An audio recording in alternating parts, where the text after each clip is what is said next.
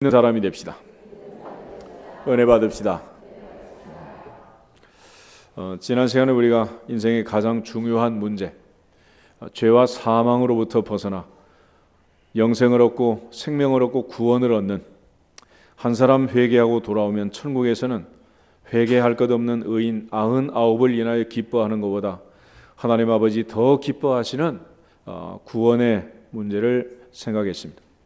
오늘 이제 구원받은 후 성령의 충만함을 받고 하나님의 은혜로 회개하고 구원받고 새 생명을 얻는 초대교회 성도들의 삶은 어떠했는가 생각하면서 구원받은 이후 우리의 삶을 다시 한번 점검하고 한 해가 저물고 있는 이 시점에서 다시 한번 올 한 해 마지막으로 하나님 앞에 초대교회 삶을 회복하고 앞으로 사는 평생 구원받은 자답게 살아갈 수 있기를 주님의 이름으로 축복합니다. 먼저 오늘 37절 38절을 보면 오순절에 순례자들이 베드로 사도에게 물었습니다. 사도들에게 형제들아 우리가 어찌할꼬? 그때 베드로가 말하기를 너희가 회개하여 각각 예수 그리스도의 이름으로 세례를 받고 죄 사함을 받아라. 그리하면 성령의 선물을 받으리라 그랬습니다. 초대교회 구원받은 이후 그들의 삶을 송두리째 하나님께 맡기고 새로운 인생을 살았던 초대교회 성도들의 특징, 초대교회의 특징은 회개 공동체였다. 회개 공동체였다.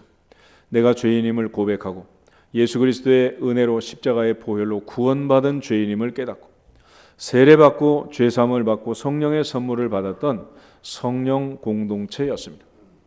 오늘 하나님의 은혜를 체험치 못하고 내가 죄인임을 깨닫지 못하고 십자가의 보혈이 나와 무슨 관계가 있는가 생각한다면 한심한 일이 되겠죠. 결국 나를 사랑하사 나를 위하여 자기 몸을 버리신 하나님의 아들 예수 그리스도의 그 은혜로 십자가의 보혈의 능력으로 구원받아 하나님의 자녀가 된 초대교회를 구성한 회개하여 세례받고 죄사함을 받고 성령 충만함을 받은 초대교회 성도들의 공동체의 가장 중요한 특징을 먼저 기억해야 되겠습니다.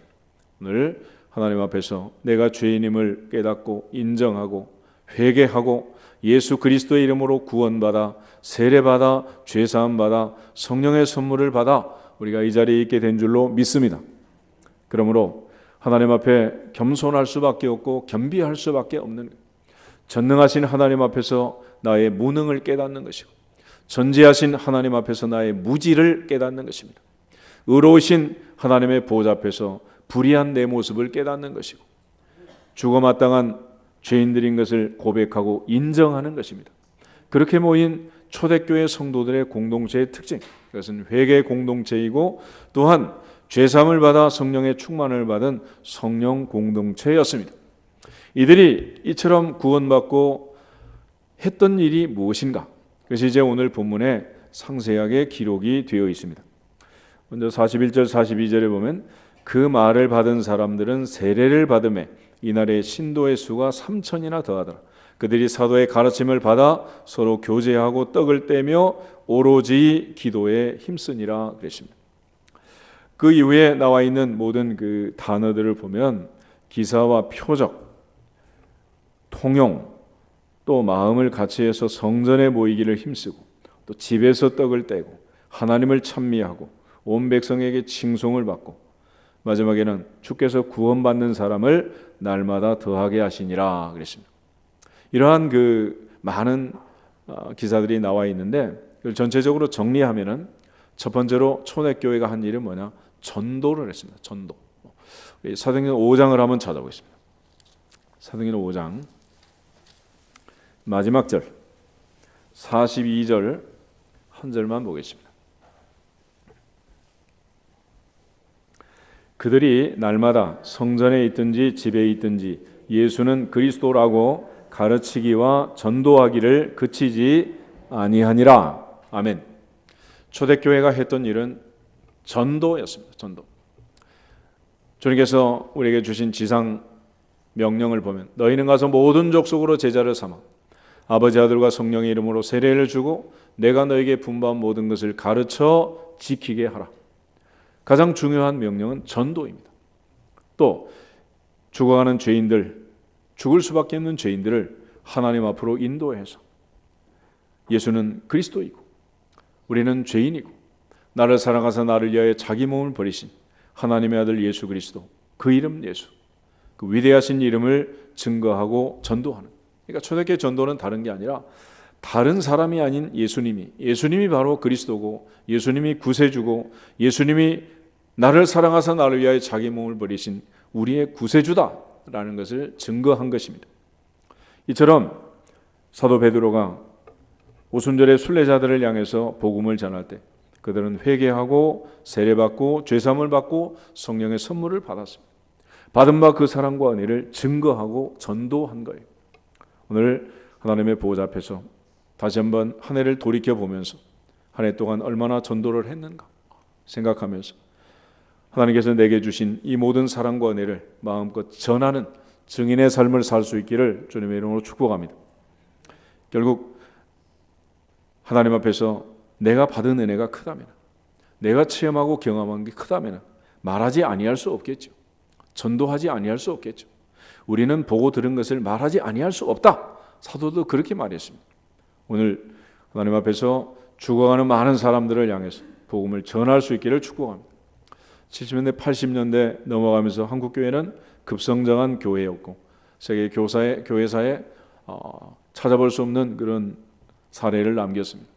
그러나 중요한 것은 1000만 성도를 자랑하는 한국 교회, 그러나 3천만 명은 확실하게 예수를 안 믿는 그런 나라가 이 나라예요. 그러니까 아직도 우리가 멀리 외국을 향해서 선교도 해야 되겠지만은 가장 가까이 있는 내 주변, 내 부모, 내 형제, 내 친족, 내 가족부터 하나님으로 인도하고 전도하는 주인공들이 되시기를 주의 이름으로 축복합니다. 이것이 초대 공동체의 삶. 내가 구원받았다면, 내가 은혜를 받았다면 마땅히 전할 수 있어야 된다. 여러분 어떤 물건을 쓸 때 이 물건이 좋다. 그러면 나 혼자 씁니까? 그러지 않잖아요. 어떤 걸 먹었을 때 몸에 좋다. 그러면 나 혼자 먹습니까? 그러지 않잖아요. 당연히 마땅히 전하는 거예요. 오늘 하나님의 은혜를 먼저 체험하고 진짜로 회개하고 진짜로 예수 믿고 구원받아 하나님의 자녀가 되는 권세를 얻었다고 확신한다면 전할 수밖에 없는 것입니다. 또 하나 초대교회가 했던 많은 일 중에 하나는 사도의 가르침을 받고 함께 모여서 예배를 드린 것입니다. 46절에 보면 날마다 마음을 같이하여 성전에 모이기를 힘쓰고 집에서 떡을 떼고 기쁨과 순전한 마음으로 음식을 먹고 하나님을 찬미하고 온 백성에게 칭송을 받았다라고 말합니다. 예배는 가장 중요한 4가지 요소가 있습니다. 첫째는 찬양하는 것입니다. 두 번째는 기도하는 것입니다. 세 번째는 말씀을 전하고 가르치고 말씀을 듣는 거예요. 마지막은 봉헌하는 것입니다. 이걸 통해서 우리가 하나님을 사랑합니다라고 고백하는 거예요. 하나님은 하늘에 계시고 하나님은 영이시고 하나님은 신이시니 우리가 끌어안고 뽀뽀를 하고 하나님 사랑합니다 품에 안길 수가 있겠습니까? 하나님 사랑하는 방법은 예배를 드리는 것입니다. 결국 예배를 통해서 하나님 앞에 찬양하는 것, 기도하는 것이고 말씀을 전하고 듣고 봉헌하는 것입니다. 예배의 가장 중요한 포인트는 하나님을 감동시키는 것입니다. 찬양을 할 때 하나님을 감동시키는, 하나님이 감동하시는 찬양을 드릴 수 있기를 축복합니다. 동시에 기도할 때도 하나님을 감동시키는, 솔로몬처럼 하나님을 감동시키면 거기서부터 하늘의 보고가 열리고 구하지 아니한 부귀영화도 더해 주시게 되는 거예요. 하나님 앞에 기도할 때는 오직 믿음으로 구하고 조금도 의심하지 말라 말씀하셨어요. 전능하신 하나님을 믿고 기도하는 기도의 삶. 초대교회 성도들은 42절 끝에 보면 오로지 기도하기를 힘쓰니라 그랬습니다. 전능하신 하나님 앞에 하나님을 하나님 되게 인정하고 섬기는 것은 하나님 앞에 기도하는 것입니다. 또한 하나님의 말씀을 가르치고 받고 또한 하나님의 말씀을 선포하고 듣고 결국 예배를 통해서 하나님 앞에 가까이 나오고 하나님의 음성을 듣고 하나님의 뜻을 깨닫고 하나님 말씀대로 순종하는 것입니다. 바로 그 순종하는 자에게 하나님은 신구약에 있는 모든 복을 숨겨 놓으셨어요. 결국 믿고 순종하는 자는 복을 받을 것이고 순종하지 않고 믿지 않는 자는 성경에 못 있는 모든 복과 무관한 자가 되고 말 것입니다. 이처럼 초대교회는 예배의 공동체였어요. 예배의 공동체. 또한 예배는 우리 인생의 가장 중요한 위치를 점하고 있고, 인생을 살면서 힘들고 어렵고 고통스러운 일이 계속될 때는 예배를 회복할 수 있기를 축복합니다. 하나님 앞에 예배가 회복이 되면 거기서부터 하늘문이 열리고 인생의 닫힌 문들이 다 열려지게 되는 것입니다. 그런 의미에서 하나님 중심, 말씀 중심, 교회 중심의 삶을 산다는 것은 예배 중심의 삶을 사는 것이고, 예배를 통해서 주시는 그 은혜와 복을 누리는 거예요. 아무리 믿음이 좋다고 해도, 아무리 성령이 충만하다고 해도 예배를 드리지 않고 예배를 빼먹고 예배를 소중하게 여기지 않는 사람은 하나님 앞에 인정받을 수 없는 것입니다. 우리가 직분을 맡고 서약을 할 때 가장 중요한 서약은 모든 예배에 참석하겠습니다, 그거 아니에요. 가장 첫 번째로 내 인생에 예배가 있고 예배 드리는 주인공들이 되시기를 주 이름으로 축복합니다. 동시에 예배를 드릴 때 최대 최선을 다해서 찬송하고 기도하고 말씀을 전하고 듣고, 또 하나님 앞에 봉헌함으로써 하나님을 사랑하는, 하나님 앞에 사랑을 고백하고 하나님 앞에 인정받는 주인공들이 되시기를 주 이름으로 축복합니다. 아브라함이 모리아산 제단의 아들 이삭을 번제로 드렸을 때 하나님께서 아브라함을 부르시면서 하시는 말씀, 이제야 내가 너의 믿음을 인정한다 그랬습니다. 내가 이제야 나 여호와를 경외하는 줄을 인정하겠다라고 말했습니다. 시간 하나님께 예배 드릴 때마다 하나님 앞에 인정받는 예배자들이 되시기를 주님의 이름으로 축복합니다. 또한 초대교회는 교제 공동체였다. 그들이 서로 교제하고 떡을 떼고, 특별히 믿는 사람이 다 함께 있어 모든 물건을 서로 통용하고 또 재산과 소유를 팔아 각 사람의 필요를 따라 나눠 주었다 했습니다. 초대 공동체의 삶을 보면 그들은 한마디로 교제 공동체. 그러나 이 교제는 성령 안에서 교제이고 믿음 안에서 교제이고 성도끼리의 교제이고 세례받은 구원받은 성도끼리의 교제였다. 오늘날 하나님 앞에 전도와 교제 대상을 잘 알아야 되는데 어떤 경우 혼동하는 경우가 있더라고요. 전도는 불신자에게, 교제는 성도끼리, 신자끼리, 교회 안에서 하는 거예요. 그런데 반대로 전도는 신자에게 하고 교제는 불신자와 하고, 이런 사람들도 있어요. 오늘 하나님 앞에서 교제가, 아름다운 성도의 코이노니아가 회복되기를 주 이름으로 축복합니다. 결국 하나님 안에서, 주님 안에서, 성령 안에서 세례 받는다는 것은 멤버십을 주는 것이고, 결국 세례 받은 성도들이 서로 떡을 떼고 서로 교제하고 서로 나누고 베풀고 서로 교제한 거예요. 또 하나, 3,000명이 한꺼번에 들어왔는데 한꺼번에 들어온 3,000명을 어떻게 했느냐? 42절은 그들이 사도의 가르침을 받았다라고 말합니다. 그들이 사도의 가르침을 받았다. 초대교회는 날마다 예수는 그리스도라고 가르치기와 전도하기를 쉬지 않았다라고 말합니다. 예수님 마지막 지상명령을 주실 때 너희는 가서 모든 족속으로 제자를 삼아 아버지와 아들과 성령의 이름으로 세례를 주고, 그 다음 중요한 말이 있습니다. 내가 너희에게 분부한 모든 것을 가르쳐 지키게 하라. 결국 하나님 앞에서 교회 생활하면서 우리가 해야 할 것 중에 하나는 하나님의 말씀을 가르치고 배우는 일이고, 이 말씀을 마음에 새기는 일이고, 또 이 말씀 안에서 서로 교제할 뿐만 아니라 믿음이 성장해야 한다. 양육을 받아야 하는 것입니다. 에베소서에서 바울이 말한 것처럼 그리스도의 예수의 장성한 분량이 충만한 데까지 자라가는 거예요. 이제 한 해가 저물고 있는데 1월 1일부터 올 한 해 얼만큼 자랐는지, 나의 믿음은 얼마나 자랐는지, 나의 봉사는 얼마나 자랐는지, 나의 섬김은 얼마나 자라났는지, 나의 기도는, 응답은 얼마나 자랐는지, 나의 전도는 얼마나 성장하고 열매를 맺었는지 시간 돌아볼 수 있어야 되겠습니다. 특별히 하나님의 은혜 안에서 초대교회는 이런 양육 공동체였다. 마지막은 초대교회는 사역 공동체.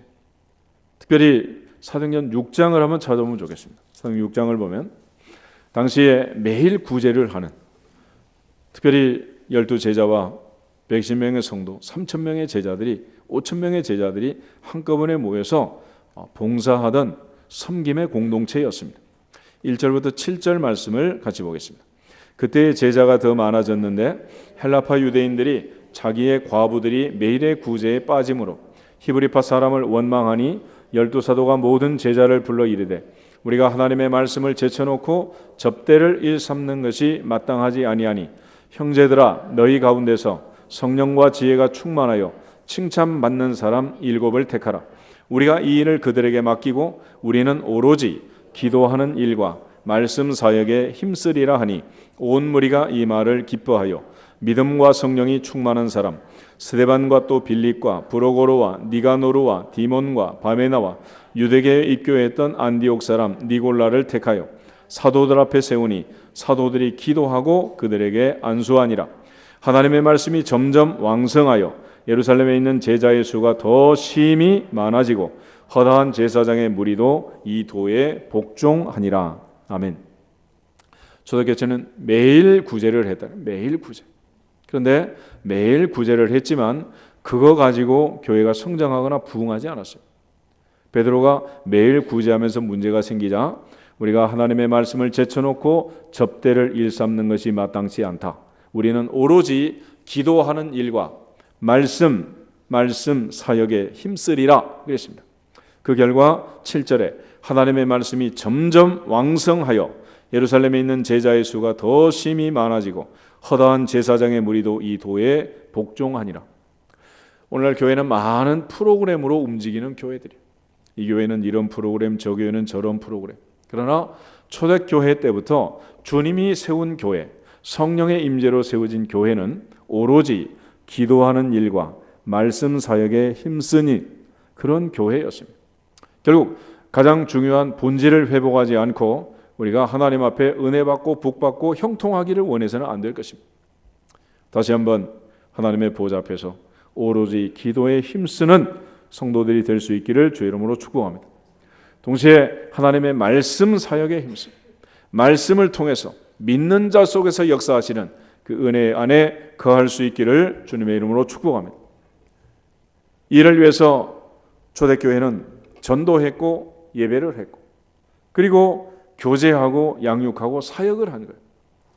그러나 가장 중요한 일은 다시 본질로 돌아와서 오로지 기도하는 일과 말씀 사역에 힘쓰리라. 무슨 뜻입니까? 이건 예배를 드린 거예요. 예배를 회복하는 것입니다. 할렐루야. 그러니까 다양한 사역이 있고 다양한 프로그램이 있고 다양한 일들을 하는 것 같지만 이 모든 문제가 어디에 걸려 있느냐, 무게 중심이 어디에 와 있느냐, 그럼 바로 예배에 맞춰져 있는 거예요. 예배. 전에 어떤 분은 보니까 식당 봉사한다고 하루 종일 준비하고 설거지하고 예배도 안 드리고 그렇게 가신다고 그러더라고요. 내가 깜짝 놀랐어요. 우리가 밥 먹기 위해서 교회 오는 거 아니잖아요. 못 먹는 시대도 아니잖아요. 요즘은 먹는 게 남는 겁니까? 안 먹는 게 남는 겁니까? 시대가 달라져도 한참 달라졌잖아요. 하나님 앞에 오로지 기도하는 일, 오로지 말씀 사역, 이거는 예배를 통해서 이루어지는 일이에요. 하나님이 가장 기뻐하시는 일은 기도하는 일과 말씀 듣는 것인 줄 믿습니다. 마리아와 마르다 이야기를 아시죠? 마르다는 부엌에서 분주하게 일하면서 얄밉게 예수님 무릎 앞에 앉아서 말씀 듣는 마리아를 꼬집잖아요. 예수님, 나만 혼자 일하게 하는 것을 바라만 보십니까? 마리아를 혼내가지고 나 좀 도와주라고 하세요. 그랬잖아. 근데 예수님 뭐라 그랬어요? 한 가지만 하든지 두 가지만 하든지 밥 먹는 게 뭐 그렇게 중요하냐? 마리아는 이 좋은 편을 택하였으니 빼앗기지 아니하리라. 할렐루야. 결국 우리가 하나님 앞에서 예배 드리는 일이 얼마나 중요한가를 아셔야 돼요. 예배. 초대교회 성도들의 삶의 가장 중심에 예배가 있었고 그들이 말씀을 제쳐놓고 기도를 제쳐놓고 예배를 소홀히 할 때 문제가 생겼습니다.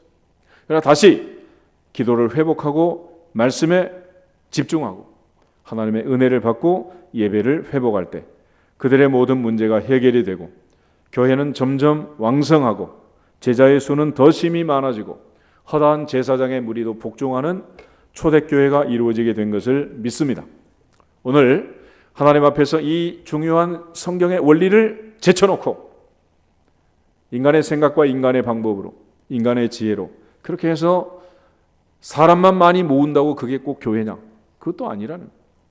그러므로 하나님 앞에서 한 사람 한 사람 내 자신이 기도하는 일과 말씀 사역에 힘썼던 베드로처럼 예배를 회복할 수 있기를 주님의 이름으로 축복합니다. 그러면 왜 이게 중요하냐? 초대교회는 그냥 세워진 교회가 아니고 예수님께서 마태복음 16장에 내가 반석 위에 내 교회를 세우리니 음부의 권세가 이기지 못하리라 약속을 했습니다. 그러나 오순절에 예수님 승천하시고 열일 만에 오순절에 성령이 임하심으로 강력한 성령의 역사가 임함으로 세워진 교회가 초대교회였습니다. 그런데 그 성령의 충만이라는 것은 한 번 충만하면 그걸로 평생 먹고 사는 게 아니고 날마다 충만해야 하느니라. 날마다 충만해야 하느니라. 그 날마다 성령이 충만할 수 있는 비결이 어디 있느냐?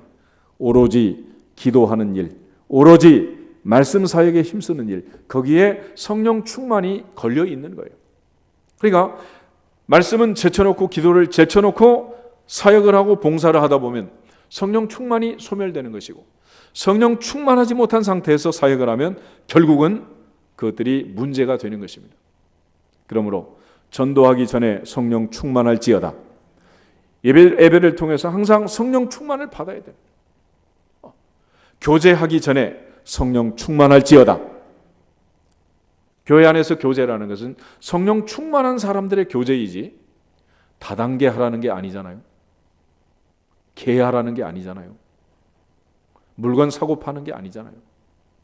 하나님 안에서 성령 충만한 교회, 성령 충만한 삶을 살고 성령 충만한 성도들끼리 교제를 하라는 거예요.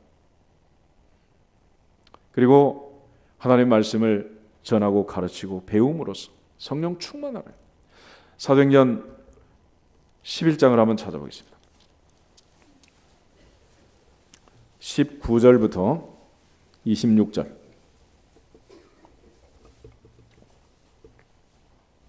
19절에서 26절 말씀. 그때 스데반의 일로 일어난 환란으로 말미암아 흩어진 자들이 베니게와 구브로와 안디옥까지 이르러 유대인에게만 말씀을 전하는데 그 중에 구브로와 구레네 몇 사람이 안디옥에 이르러 헬라인에게도 말하여 주 예수를 전파하니 주의 손이 그들과 함께 하심에 수많은 사람들이 믿고 주께 돌아오더라. 예루살렘의 교회가 이 사람들의 소문을 듣고 바나바를 안디옥까지 보내니 그가 이르러 하나님의 은혜를 보고 기뻐하여 모든 사람에게 굳건한 마음으로 주와 함께 머물러 있으라 권하니 바나바는 착한 사람이요 성령과 믿음이 충만한 사람이라. 이에 큰 무리가 주께 더하여 지더라. 바나바가 사울을 찾으러 다소에 가서 만남에 안디옥에 데리고 와서 둘이 교회에 1년간 모여 있어 큰 무리를 가르쳤고 제자들이 안디옥에서 비로소 그리스도인이라 일컬음을 받게 되었더라. 아멘. 안디옥 교회에 모여서 바나바와 바울이 1년간 가르쳤습니다. 그럴 때 교회가 크게 성장하고 13장에 드디어 두 사람을 선교사로 파송하는 파송교회가 됩니다. 그런데 24절 보면 바나바는 착한 사람이요 성령과 믿음이 어떤 사람? 충만한 사람 그랬어요. 그러니까 내가 성령과 믿음이 충만하지 아니하면 남을 가르쳐도 안 되는 거예요. 전도해도 안 되는 거예요. 결국 예배를 통해서 먼저 성령 충만을 회복하고 성령 충만한 사람들이 전도도 하고 교제도 하고 양육도 하고 사역도 하는 거예요. 성령 충만함 없이 부엌에 들어가면 안 된단 말이에요. 성령 충만하지 않고 전도해도 안 되는 것이고 성령 충만하지 않고 교제를 나눠도 안 되는 거예요. 오늘 초대교회의 모든 삶의 포인트는 어디에 있었느냐? 결국은 예배에 있었습니다. 사도 베드로 문제를 파악했어요. 순간적으로 내가 말씀을 제쳐놨구나. 내가 기도하지 못했구나. 성령 충만함으로 말씀을 증거할 때 3,000명이 회개했는데 매일같이 구제하고 밥상 차리고 배식한다고 해서 사람을 살리는 일이 아니구나 하는 걸 깨달은 거예요. 그러나 하나님의 보좌 앞에서 초대교회 성도들처럼 다시 한번 진심으로 회개하고 진심으로 성령의 충만함을 받고 우리 모두가 초대교회 공동체처럼 성령 공동체가 될 때 드디어 하나님의 은혜 안에서 구원받는 사람을 주께서 날마다 더하게 하심으로 전도의 문이 열릴 줄 믿습니다. 또한 하나님을 기쁘시게 하는 거룩한 산제사를 드리는 예배의 문이 열리게 될 줄로 믿습니다. 또한 세례받고 서로 교제하는 주님의 은혜 안에서 거저받았으니 거저주라 하신 말씀처럼 사랑을 나누고 사랑을 베푸는 성도의 교제가 코이노니아가 이루어지게 될 줄로 믿습니다. 더불어서 바울과 바나바가 안디옥 교회에서 1년간 하나님의 말씀을 가르치고 비로소 그리스도인이라 기름 부음을 받은 자다, 성령 충만한 사람이다, 이렇게 진정한 그리스도인의 이름을 얻게 된 것처럼 바울과 바나바처럼 성령 충만함으로 성령 충만한 가운데 가르치는 사역을 또 할 수 있기를 주 이름으로 축복합니다. 주일학교 교사 성가대 다 마찬가지입니다. 어느 분야에서 어떤 일을 하든지 먼저 성령으로 충만할지어다. 오늘도 기도하기 전에 충만할지어다 선포하고 우리 기도했는데 그 충만은 뭐냐? 성령 충만이에요. 오직 하나님의 성령으로 충만할 때 그 역사가 이루어지게 될 줄로 믿습니다. 그럼 왜 성령 충만이 중요하냐? 그러면 초대교회 공동체 자체가 성령이 역사하셔서 이루어진 교회이고 성령의 감동으로 모여든 사람들의 공동체이기 때문에 그렇습니다. 그러므로 거기서 가장 중요한 성령을 소멸하면 교회는 무너지고 마는 거예요. 예수께서 마지막 만찬석에서 말씀하셨던 보혜사 성령, 파라클레토스라는 성령의 또 다른 이름인데, 보혜사라는 이름이 갖고 있는 의미는 여러 가지가 있어요. 첫째는 위로자다, comforter, 위로자라. 위로의 성령이 내 안에 와서 내 마음의 위로가 충만해야 또 다른 사람을 위로할 수 있는 줄 믿습니다. 내 안에 상처가 많고 내 안에 아픔이 많으면 다른 사람을 위로할 수 없어요. 초상집에 가서도 위로를 못해요. 할 수 없는 거예요. 그러므로 먼저 보혜사 성령이 충만하게 임해서 위로자의 위로하시는 성령의 위로가 넘쳐서 또 다른 사람을 위로할 수 있기를 주의 이름으로 축복합니다. 고린도후서 1장을 한번 찾아보겠습니다. 고린도후서 1장을 보면 사도 바울이 고린도 교회에 편지를 쓰면서 자기가 많은 환난을 당했던 그 의미를 설명해 줍니다.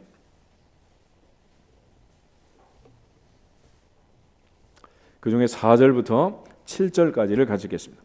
우리의 모든 환난 중에서 우리를 위로하사 우리로 하여금 하나님께 받는 위로로서 모든 환난 중에 있는 자들을 능히 위로하게 하시는 이시로다. 그리스도의 고난이 우리에게 넘친 것 같이 우리가 받는 위로도 그리스도로 말미암아 넘치는도다.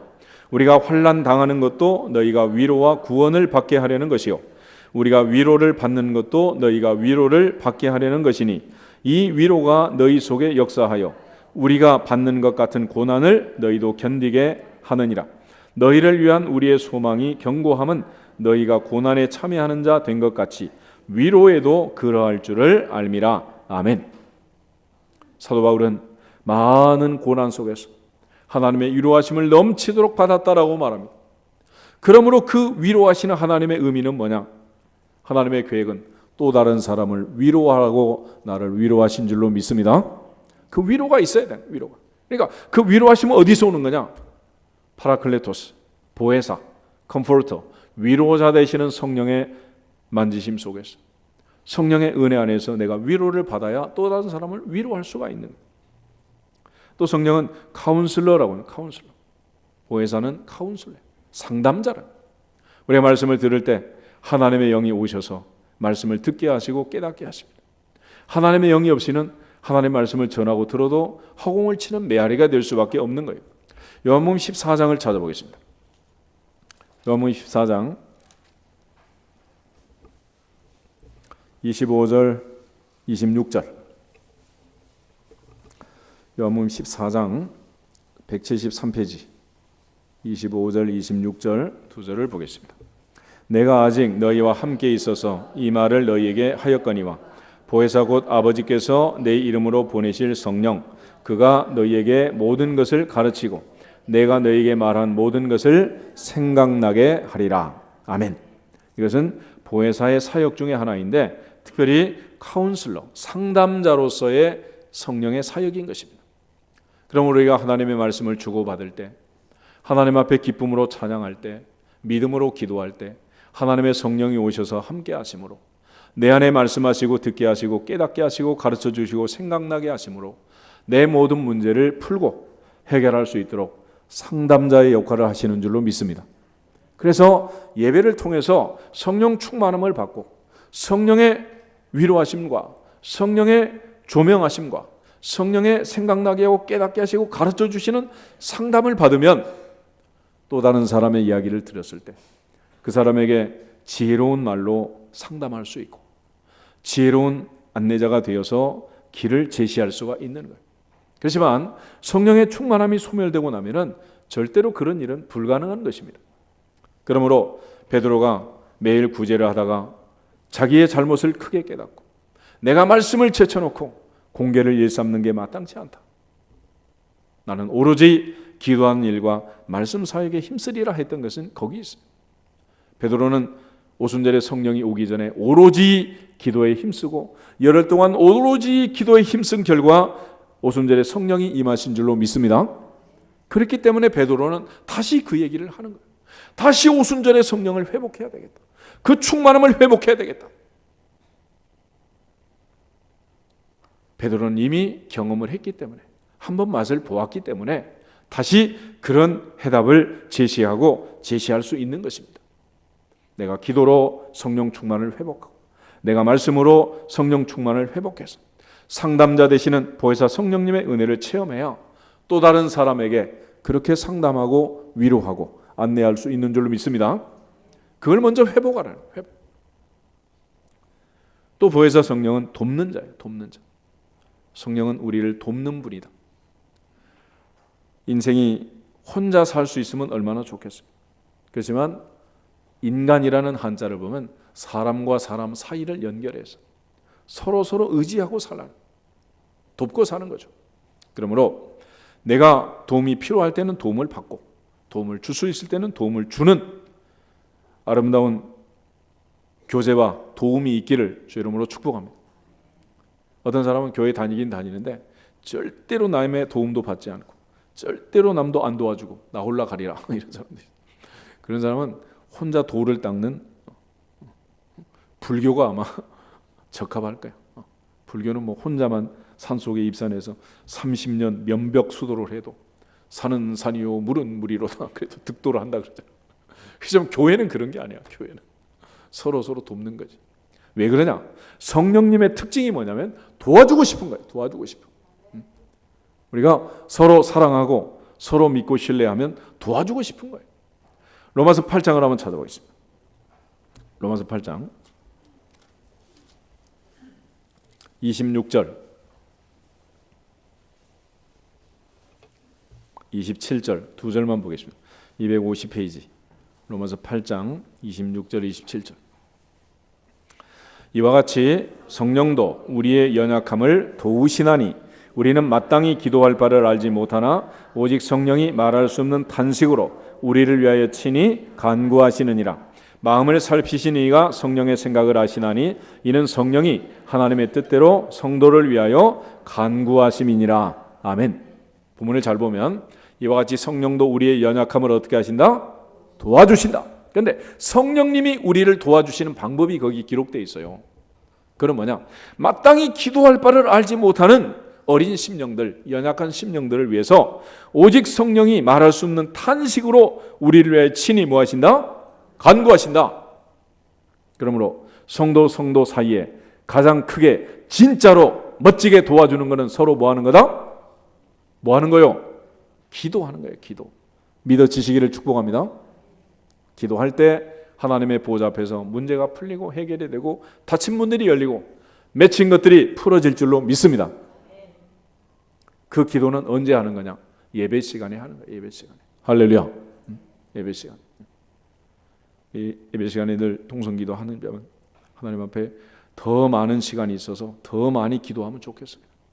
다들 그냥 쫓겨가지고 시간도 없어가지고 형식적으로 그냥 하나님 땡큐하고 마는데 그게 아니라 진짜 기도를 하면 하나님의 성령이 역사하셔서 성령의 도우심을 받아서 우리가 기도할 바를 알지 못하는 것을 보면서 탄식하시는 성령의 탄식 소리를 들으면서 하나님의 깊은 것을 통달하시는 성령의 임재 속에서 우리가 기도하고 서로 위해서 기도하는 것이 진짜로 도와주는 거예요. 그래서 보혜사라는 말은 헬퍼다, 돕는 자다 그러는 거예요. 그런데 그 성령의 도우심을 받지 못하게 되는 거예요. 말씀을 제쳐놓고 기도를 팽개치면 결국 성령이 소멸되는 것이고, 성령의 도움이 없으면 어떻게 기도하고 할 수가 있겠어요? 영적인 문제는 영적으로 푸는 것입니다. 하나님의 보호자 앞에서 성령의 인도하심을 받아 깊은 기도를 드릴 수 있기를 주 이름으로 축복합니다. 또한 하나님의 성령 파라클레토스는 우리를 변호하시고 대변한다 그래요. 요한일서 2장 1절을 한번 찾아보겠습니다. 요한일서 2장 1절을 보면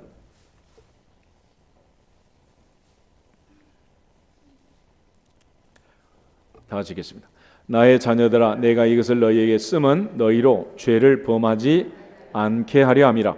만일 누가 죄를 범하여도 아버지 앞에서 우리에게 대언자가 있으니 곧 의로우신 예수 그리스도시라. 아멘. 거기 대언자 그렇게 되어 있죠. 대언자. 대부분 성경 보면 거기 1번 각주가 되어 있어요. 그리고 밑에 내려가면 1번 그래가지고 또는 보혜사 그렇게 되어 있죠. 보혜사. 이 대언자, 보혜사. 그래서 예수님께서 말씀하시기를 내가 아버지께 구하여 또 다른 보혜사를 너에게 보내시도록 하겠다 그랬어요. 그러니까 첫 번째 보혜사는 누가 보혜사입니까? 예수님이 첫 번째 보혜사고, 예수님이 다른 보혜사를 보내셨는데 다른 보혜사는 누구요? 성령님이요. 그러면 예수님, 하나님 보호자 우편에서 계시는 그 예수님이 우리를 위하여 대언자가 되신다 그랬는데 어떻게 해서 대언자가 되느냐? 다시 로마서 8장을 한번 찾아보죠. 로마서 8장 34절.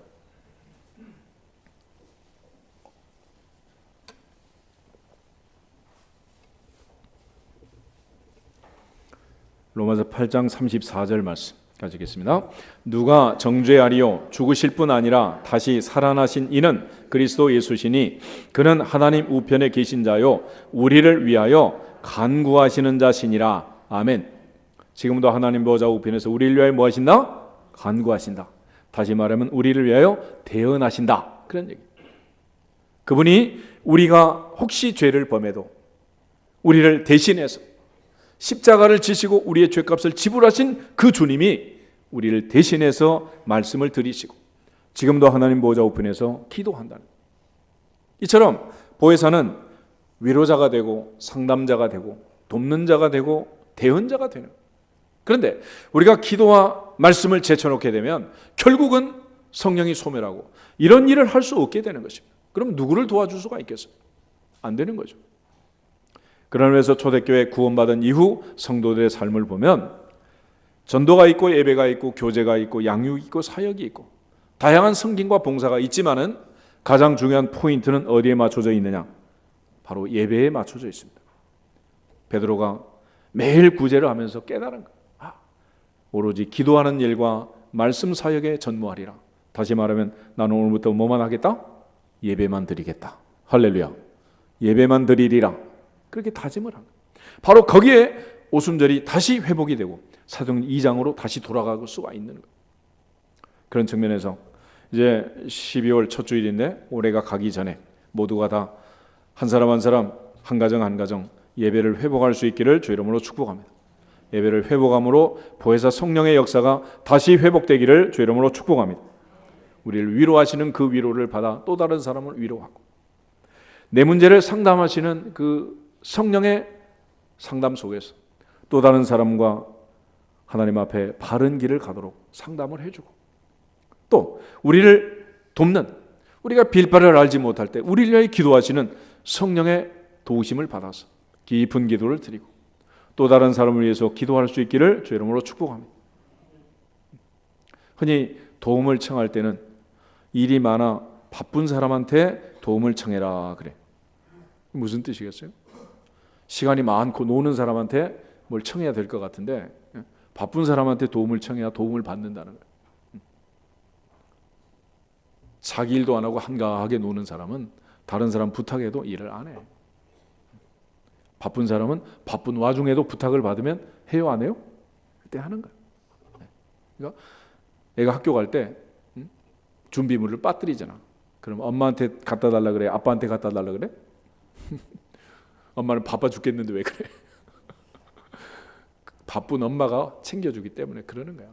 그러니까 열심히 기도하고 하나님 앞에 보혜사 성령으로 충만한 그 사람이 도와줄 수 있는 거지, 한가하게 노는 사람이 도와줄 수 있는 게 아니에요.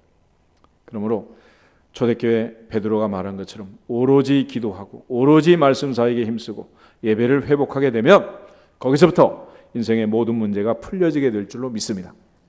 우리가 가기 전에 다시 한번 내 마음의 문제든지 육체의 질병이든지 인간관계든지 돈 문제든지 여하튼 살면서 얽히고 섞인 복잡한 문제든지 문제를 푸는 것은 뭐냐? 하나님 앞에서 푸는 겁니다. 하나님 앞에서. 하나님 앞에 찬양하는 거예요. 찬양. 하나님의 보좌 앞에 내 찬양이 올라가고 하나님이 기뻐할 수 있도록 하나님을 기쁘시게 하는 찬양을 드릴 수 있기를 축복합니다. 그래서 찬양을 실컷 하고 나면 마음이 평안해지는 거예요. 기도도 마찬가지. 하나님 앞에 영적으로 성령의 도심을 받아 깊은 기도를 드리고 나면 모든 지각에 뛰어난 하나님의 평강이 그리스도 예수 안에서 너희 마음과 생각을 지키시리라. 마음과 생각을 지키시리라. 하나님의 평강이 임한 줄 믿습니다. 무엇보다도 말씀을 들으면 하나님께서 위로하시고 은혜를 주시는 거예요. 그래서 은혜 받는 예배의 말씀은 뭐냐? 구구절절히 누구 들으라는 말씀? 나 들으라는 말씀, 내게 주시는 말씀이고, 은혜 못 받는 시간에 들은 말씀은 하나도 빼지 않고 너 들으라는 말씀. 그런 거예요. 무슨 차이가 있겠어요? 그것은 성령이 어떻게 역사하느냐에 따라서 달라지는 거예요. 하나님의 보좌 앞에서 항상 내게 주시는 음성을 들을 수 있도록 볼 수 있는 눈이 열릴지어다, 들을 수 있는 귀가 열릴지어다, 깨달을 수 있는 마음이 임할지어다. 하나님 앞에 열린 예배를 드릴 수 있도록 이 목구비가 활짝 열리는 예배자들이 되기를 주의 이름으로 축복합니다. 동시에 봉헌을 하는 것도 마찬가지. 사도행전 5장에 그 초대교회 성령 충만한 교회 아나니아 삽비라 헌금을 했는데 잘못한 거죠. 하나님을 기쁘시게 하는 다윗처럼 주께서 내게 주신 것을 다시 주께 드렸을 뿐입니다 라고 고백하면서 하나님을 기쁘시게 하는 봉헌을 드리면 하나님께서 하늘문을 여시고 대대로 신수성가를 이루게 할 줄로 믿습니다. 그러나 그것도 내 힘으로, 내 능력으로, 내 믿음으로 할 수 있는 게 아니에요. 성령 충만할 때 가능한 일입니다. 오직 성령 충만할 때만 가능한 일이에요. 성령 충만하지 않으면 찬양을 해도 시험 들고, 기도를 해도 시험 들고, 말씀을 들어도 시험 들고, 헌금하면서도 시험에 드는 거예요. 그러나 보혜사 성령이 역사하시고 함께하면 범사에 형통할 줄로 믿습니다. 오늘 이 말씀을 기억하면서 구원받은 이후 진정으로 회개하고 하나님의 보좌 앞에서 3,000명, 5,000명이 모여들고 날마다 전도하고 예배하고 교제하고 양육하고 사역하던 초대교회 공동체가 경험했던 아름다운 삶을 다시 한번 회복하고 하나님께 영광을 돌릴 수 있는 우리 모두가 되기를 주님의 이름으로 축복합니다. 다 같이 주 예수 그리스도의 이름으로